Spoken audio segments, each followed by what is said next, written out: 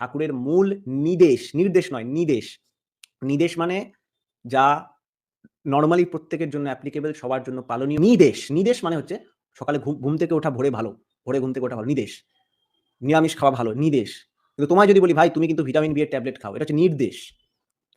ওর মধ্যে যদি কেউ অবৈধ নতুনত্ব ঢুকায় সেটাকেই বলে তাকে বিকৃত করা।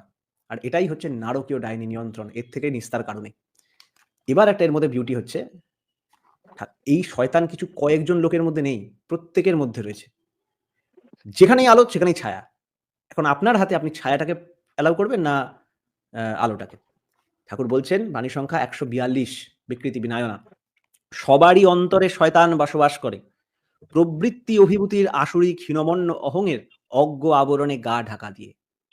তাই একটা অলিক অযথা বিষয় বা ব্যাপারকেও যদি আজগুবি যুক্তি জালের বাঁধন ছাদন দিয়ে মানুষের কাছে উপস্থিত করো, পুনঃ পুনঃ আবৃত্তি করে, সাধারণ মানুষের বোধিবৃত্তি এমনতরই ভিত্তি বা দাঁড়াহারা যে ওইটাকেই দাঁড়া করে নিয়ে অতি অবিশ্বাস্য যা তাকেও বিশ্বাস্য বলে মনে করবে, অতি অকাট মিথ্যাকেও অতীব সত্য বলে গ্রহণ করবে।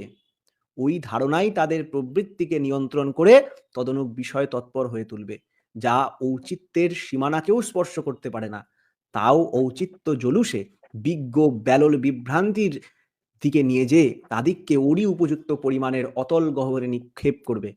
সাতনের ক্যারদানি অমন্তরই।